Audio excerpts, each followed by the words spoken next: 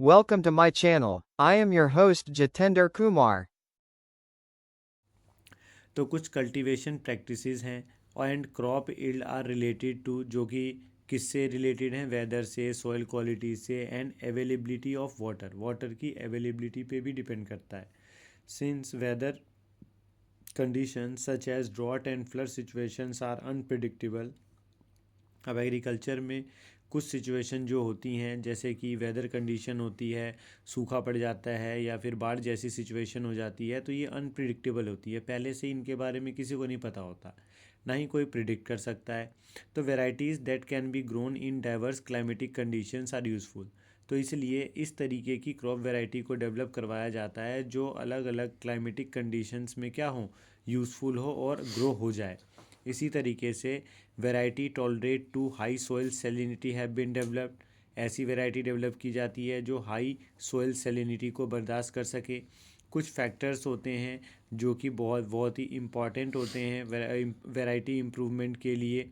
वो ये हैं, यानी कि वो कैरेक्टरिस्टिक्स जिनको इम्प्रूव किया जाता है और तब जा कर के हम कहते हैं कि भाई जो क्रॉप है हमारी उसकी वैरायटी क्या हो गई है, इम्प्रूव हो गई है। तो उसमें आपका आता है सबसे पहली कैरेक्टरिस्टिक्स जो है वो ये देखा जाता है उसकी यील्डिंग, कि भाई जो प्लांट है उसको हम ग्रो करवाएंगे तो उससे प्रोडक्शन कितना होगा, यानी फर्स्ट प्रायोरिटी दी जाती है हायर यील्ड को। और to increase the productivity of the crop per acre. ये इसलिए किया जाता है ताकि पर एकड़ जो क्रॉप की प्रोडक्टिविटी है वो बढ़ के मिले हमें। दूसरा होता है आपका इम्प्रूव क्वालिटी, कि जो पहले क्वालिटी थी ग्रेन्स की, उससे अब जो ग्रेन्स आएंगे उनकी क्वालिटी बेहतर होनी चाहिए। Quality consideration of crop products vary from crop to crop. अब जो क्रॉप क्वालिटी कंसीडरेशन होता है क्रॉप प्रोडक्ट का, वो अलग अलग का अलग होता है। यानी कि जैसे बेकिंग क्वालिटी जो है वो बहुत ही इंपॉर्टेंट मानी जाती है वीट में। प्रोटीन क्वालिटी जो है वो पल्सेस में देखी जाती है। ऑयल क्वालिटी ऑयल सीड्स में देखी जाती है। और फ्रूट्स और वेजिटेबल्स को कितने लंबे समय तक प्रिजर्व किया जा सकता है, इस क्वालिटी को फ्रूट्स और वेजिटेबल्स में देखा जाता है। Biotic and abiotic resistance. अब जैसे crops production can go down due to biotic, यानी कि बायोटिक फैक्टर्स में जैसे कि डिजीजेज, इंसेक्ट्स और निमेटोड्स, इन्हें बायोटिक कहा जाता है। इन्हें बायोटिक रेसिस्टेंस के लिए कहा जाता है, यानी कि जो प्लांट डिजीज़ से, इंसेक्ट से और निमेटोड से अपने आप को बचा पाते हैं वो बायोटिक रेसिस्टेंस हो गए। और जो ए बायोटिक रेसिस्टेंट होते हैं प्लांट, जैसे कि सूखे से अपने आप को बचा ले, सेलिनिटी से, वाटर लॉगिंग से, हीट से, कोल्ड से और फ्रॉस्ट से, तो उसको एबायोटिक रेसिस्टेंस कहा जाता है कि इसके अंदर एबायोटिक रेसिस्टेंस का गुण है। And stresses under different situations, और अलग अलग सिचुएशंस में जो भी स्ट्रेस वाली कंडीशंस आती हैं उन सब को ये कोप अप कर जाए। And varieties resistant to these stresses can improve crop production. और अगर हम जो हमने क्रॉप की वैरायटी इम्प्रूव की है उसमें अगर बायोटिक और एबायोटिक रेसिस्टेंस पाया जाएगा तो इससे क्या होगा, जो क्रॉप प्रोडक्शन होगी वो इम्प्रूव हो जाएगी automatically. And change in maturity duration, fourth property जो देखी जाती है वो उसका मैच्योरिटी ड्यूरेशन है, यानी कि लाइफ साइकिल क्रॉप की। And the shorter the duration of the crop from sowing to harvesting, the more economical is the variety. जिस वेराइटी के क्रॉप की जो मैच्योरिटी ड्यूरेशन होती है वो बहुत ही कम होती है, यानी कि कम समय में ही बो करके और उनको हार्वेस्ट कर दिया जाए, तो ऐसी जो प्लांट वैरायटी होती है वो इकोनॉमिकल तौर पे बहुत ही अच्छी वैरायटी होती है और इसको इकोनॉमिकल कहा जाता है। And such short duration allows farmer to grow multiple rounds of crops in a year. अब अगर प्लांट वैरायटी की जो लाइफ साइकिल है वो शॉर्ट हो जाएगी तो इससे एक किसान जो है अपनी एक ही ज़मीन से साल में जो है वो कई बार खेती कर पाएगा और अलग अलग चीज़ों को ग्रो करवा पाएगा। And short duration also reduces the gross cost of crop production. Crop production की कोस्ट भी शॉर्ट ड्यूरेशन से घट जाती है। यूनिफॉर्म मैच्योरिटी जो होती है वो makes the harvesting process easy, वो हार्वेस्टिंग प्रोसेस को और आसान बना देती है। और जो लॉस होता है हार्वेस्टिंग के दौरान उसको ये क्या कर देती है, कम कर देती है। तो इसलिए ऐसी वैरायटी की क्रॉप जिसका मैच्योरिटी ड्यूरेशन जो है वो कम हो जाए उसको ज़्यादा इकोनॉमिकल माना जाता है और ज़्यादा बेहतर माना जाता है। पांचवी कैरेक्टरिस्टिक जिसके ऊपर काम किया जाता है क्रॉप प्रोडक्शन को बढ़ाने के लिए, वो है उसकी वाइडर एडेप्टिबिलिटी। वाइडर एडेप्टिबिलिटी का मतलब है कि इंडिया में अलग अलग जगह पे अलग अलग क्लाइमेटिक कंडीशंस होते हैं, तो वो ज़्यादा से ज़्यादा जगहों पे वो प्लांट जो है वो अच्छे तरीके से ग्रो कर पाए, यानी प्लांट की वैरायटी, क्रॉप की वैरायटी अच्छे से ग्रो हो पाए, तो इसको ही वाइडर एडेप्टिबिलिटी कहा जाता है। And developing varieties for wider adaptability will help in stabilizing the crop production under different environmental conditions। और जो डेवलपिंग वैरायटी होती है वाइडर एडेप्टिबिलिटी की, वो हेल्प करती है स्टेबलाइज करने में क्रॉप प्रोडक्शन को अंडर डिफरेंट एनवायरमेंटल कंडीशंस में। एक वैरायटी जो होती है उसको ग्रो किया जा सकता है फिर डिफरेंट क्लाइमेटिक कंडीशंस में भी, अलग अलग एरिया में एक ही वैरायटी को हम ग्रो करवा पाएंगे अगर उसकी एडेप्टिबिलिटी वाइडर होगी तो। और फिर जो लास्ट कैरेक्टरिस्टिक जो देखी जाती है वो है desirable agronomic characteristics. Tallness and profuse branching are desirable characteristics for fodder crop. अब जो गाय के लिए फूडर क्रॉप्स वाली जो फसलें होती हैं, जो गाय कैटल्स के लिए उगाई जाती हैं खेतों में, तो उनकी जितनी ज़्यादा ब्रांचिंग होगी उतना ज़्यादा अच्छा होगा, जितने ज़्यादा टॉल होंगे उतना ज़्यादा अच्छा होगा, क्योंकि उन्हें तो पत्ते और स्टेम्स ही खाने हैं। And dwarfness is a desired in cereals. और लेकिन कुछ पौधे ऐसे होते हैं जो ड्वार्फ अगर होंगे तो उतने अच्छे होंगे, जैसे सीरियल्स के पौधे जितना ज़्यादा ड्वार्फ होते हैं वो उतने अच्छे होते हैं। इसलिए so that less nutrients are consume by these crops. अब इतनी कम हाइट होगी उतना कम ये सॉइल से न्यूट्रिएंट्स को एब्जॉर्ब करेंगे और कंज्यूम करेंगे। एंड दस developing varieties of desired agronomic characteristic help give higher productivity.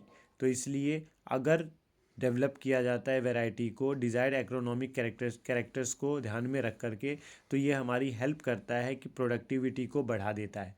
Productivity ज़्यादा हो जाती है ग्रेन्स की, यानी कि क्रॉप्स की क्वालिटी भी बेहतर हो जाती है। साथ ही साथ में क्या होता है कि खर्चा भी कम आता है, न्यूट्रिएंट्स भी कम कंज्यूम होता है, तो ये काफ़ी अच्छा माना जाता है। क्रॉप प्रोडक्शन मैनेजमेंट, कि क्रॉप को हम प्रोड्यूस तो कर लेते हैं, फिर जो क्रॉप की प्रोडक्शन है उसको बेहतर करने के लिए क्या क्या मैनेज करना होता है उसके बारे में हम यहाँ पढ़ेंगे।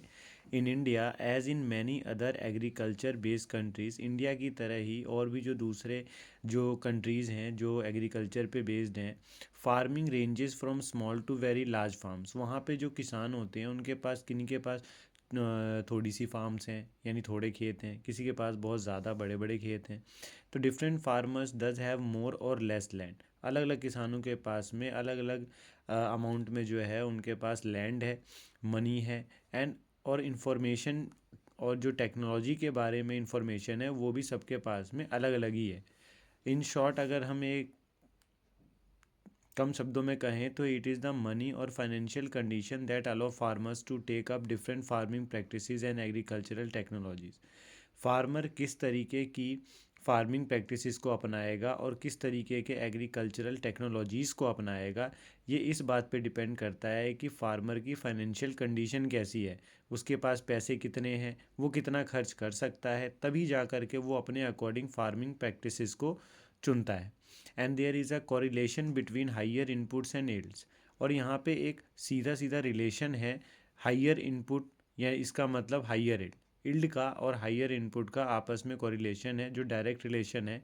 इसलिए कहते हैं the farmers purchasing capacity for inputs decides cropping system and production practices. इसलिए जो फार्मर होता है वो उसकी परचेजिंग कैपेसिटी कितनी है, वो कितने तरह के इनपुट्स को खरीद सकता है, ये इस बात को डिसाइड करते हैं कि वो फार्मर किस तरीके के क्रॉपिंग सिस्टम को अपनाएगा और प्रोडक्शन प्रैक्टिसेस को फॉलो करेगा।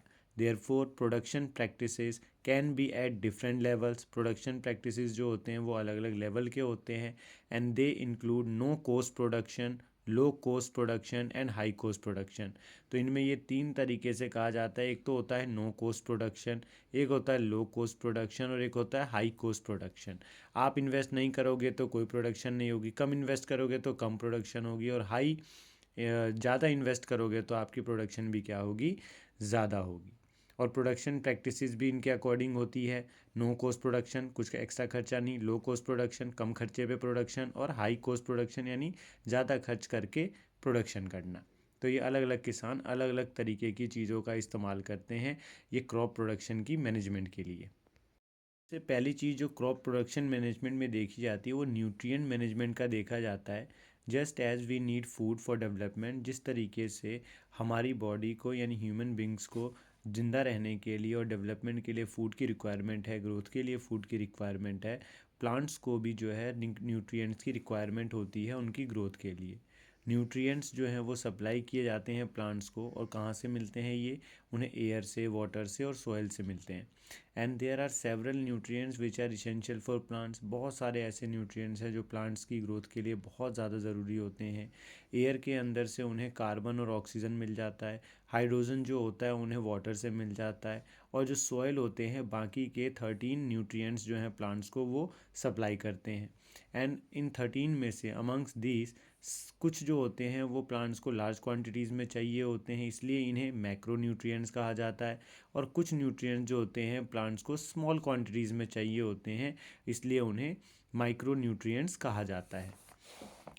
अब आप यहाँ टेबल में देख सकते हैं कि एयर से जो है प्लांट को कार्बन ऑक्सीजन मिलता है, वाटर से हाइड्रोजन ऑक्सीजन मिलते हैं, सॉइल से मैक्रो न्यूट्रिएंट्स और माइक्रो न्यूट्रिएंट्स मिलते हैं। मैक्रो न्यूट्रिएंट्स में nitrogen, phosphorus, potassium, calcium, magnesium और सल्फर होते हैं जो प्लांट्स को लार्ज क्वांटिटीज़ में चाहिए होती हैं। और माइक्रो न्यूट्रिएंट्स के अंदर iron, manganese, boron, zinc, copper, molybdenum और क्लोरीन होते हैं जो कि प्लांट्स को बहुत ही कम क्वांटिटी में चाहिए होते हैं उनकी ग्रोथ के लिए। अगर जिस तरीके से ह्यूमन बींग्स में किसी न्यूट्रिएंट्स की कमी हो जाती है तो उन्हें डेफिशिएंसी डिजीज़ हो जाती हैं, उसी तरीके से इनमें से किसी भी न्यूट्रिएंट की कमी अगर प्लांट को हो जाती है तो प्लांट की फिजियोलॉजिकल प्रोसेस जो होती हैं वो अफेक्ट होती हैं। एंड प्लांट जैसे कि रिप्रोडक्शन अफेक्ट होता है, उनका ग्रोथ अफेक्ट होती है, ससेप्टिबिलिटी अफेक्ट होती है, और डिजीज़ के प्रति जो उनकी ससेप्टिबिलिटी है वो बढ़ जाती है। और टू इंक्रीज द इल्ड बढ़ाने के लिए the soil can be enrich by supplying these nutrients in the form of manure and fertiliser. और सोइल में न्यूट्रिएंट्स की कमी ना हो इस चीज़ को इंश्योर करने के लिए जो फार्मर्स होते हैं और एग्रीकल्चरल पर्सन होते हैं जो एग्रीकल्चर करते हैं वो सभी खेतों में यानी कि मिट्टी के अंदर में मैन्योर और फर्टिलाइजर्स का इस्तेमाल करते हैं जो इन न्यूट्रिएंट्स की क्वांटिटी को बढ़ाते हैं सॉइल के अंदर में, ताकि प्लांट्स को इनकी कोई डेफिशिएंसी ना हो। टॉपिक है manure. Manure contains large quantities of organic matter and also supplies small quantities of nutrients to the soil. Manure is prepared by the decomposition of animal excreta and plant waste. अब यहाँ पे एक manure के बारे में हमें पता चल रहा है कि मैन्योर एक ऐसा मटेरियल है जिसके अंदर लार्ज क्वांटिटीज़ में ऑर्गेनिक मैटर पाया जाता है, साथ ही साथ ये सॉइल को जिसमें ये हम इसे डालते हैं उसे स्मॉल क्वांटिटीज़ में न्यूट्रिएंट्स भी प्रोवाइड करवाता है। मैन्योर को प्रिपेयर किया जाता है एनिमल का जो एक्सक्रीटा होता है यानी कि जो डंग है, गोबर है वो, और प्लांट के जो वेस्ट होते हैं जैसे सड़े गले फल, सब्जियां, सूखी लकड़ियां, सूखे पत्ते, इनका इस्तेमाल करके और इन सब का डिकम्पोजिशन करके मैन्योर बनाया जाता है। मैन्योर हेल्प करता है सॉइल को एनरिच करने में न्यूट्रिएंट से and organic matter and increasing soil fertility, और इससे सॉइल की फर्टिलिटी भी बढ़ जाती है। The bulk of organic matter in manure helps in improving the soil structure. जो ऑर्गेनिक मैटर ज़्यादा जब होता है मैन्योर में तो वो हेल्प करता है सॉइल के स्ट्रक्चर को और इम्प्रूव करने में। This involves increasing the water holding capacity in Sandy soils. ये इन्वॉल्व करता है इन वाटर होल्डिंग कैपेसिटी बढ़ाता है सैंडी सॉइल्स की। In clayey soils the large quantities of organic matter help in drainage and in avoiding water logging. और clayey soil के अंदर में जब ये मैन्योर डाले जाते हैं तो इनके अंदर मौजूद जो ऑर्गेनिक मैटर होता है लार्ज क्वांटिटी में, ये हेल्प करता है कि ड्रेनेज की सुविधा देता है कि पानी जो है वो क्लेई सॉइल के अंदर जमा ना हो, और पानी को ये वहाँ पे जमा होने नहीं देता और सॉइल को दलदली नहीं बनने देता। In using manure we use biological waste. जब मैन्योर का हम इस्तेमाल करते हैं या उसको हम जब बनाते हैं तो हम बायोलॉजिकल वेस्ट का इस्तेमाल करते हैं जो कि which is advantageous in protecting our environment, जो कि हमारे एनवायरनमेंट को प्रोटेक्ट करने में हेल्प करते हैं from excessive use of fertilisers, ताकि एक्सेसिव यूज़ ऑफ फर्टिलाइज़र का जो सबसे ज़्यादा इस्तेमाल हो रहा है इसको कम किया जा सके।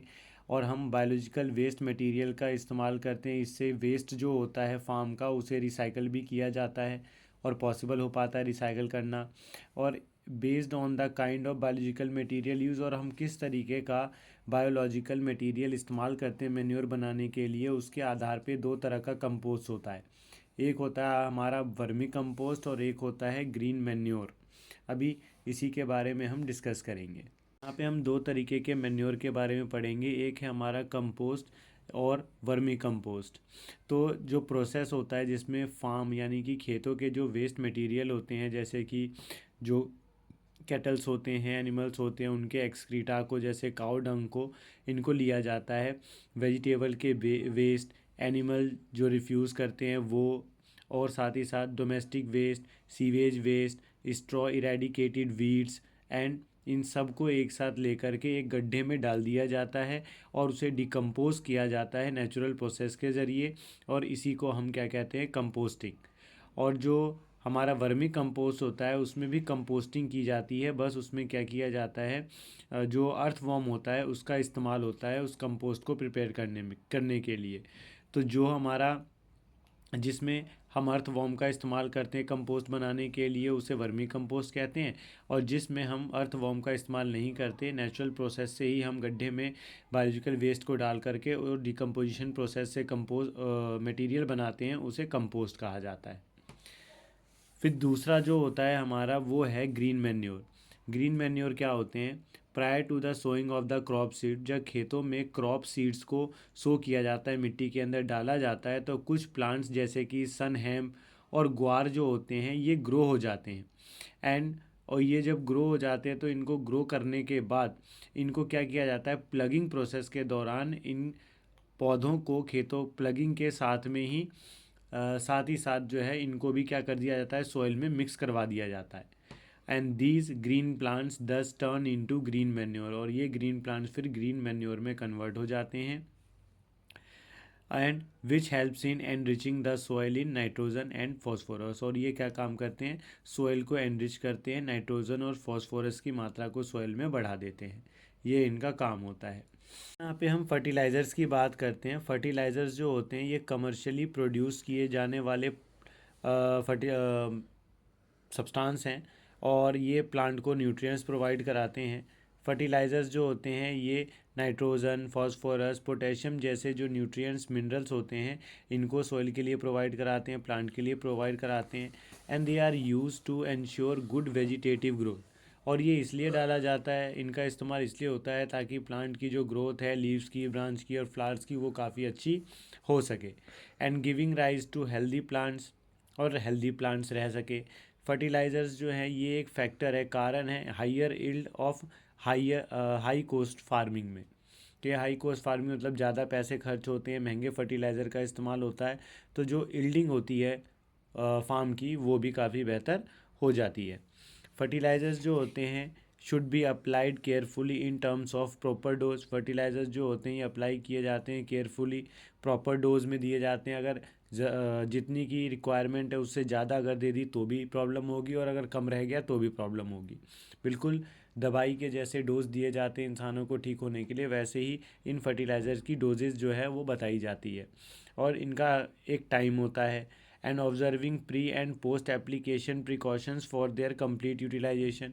फर्टिलाइज़र का बहुत अच्छे से इस्तेमाल करने के लिए इनको इस्तेमाल करने से पहले और इस्तेमाल करने के बाद में किन किन चीज़ों का ध्यान रखना है, इनके बारे में भी बताया जाता है, ताकि इनका कम्प्लीटली अच्छे तरीके से इस्तेमाल हो सके। जैसे एग्जांपल के तौर पे कभी कभी sometimes fertilisers get washed away. Fertilisers जो होते हैं वो धुल जाते हैं एक्सेसिव इरिगेशन की वजह से, इसलिए, और वो फुल्ली एब्जॉर्ब नहीं हो पाते प्लांट्स के थ्रू। And this excess fertiliser then lead to water pollution, और यही एक्सेस अमाउंट ऑफ फर्टिलाइज़र जब पानी में मिक्स हो जाता है तो ये वाटर पॉल्यूशन कॉज करते हैं।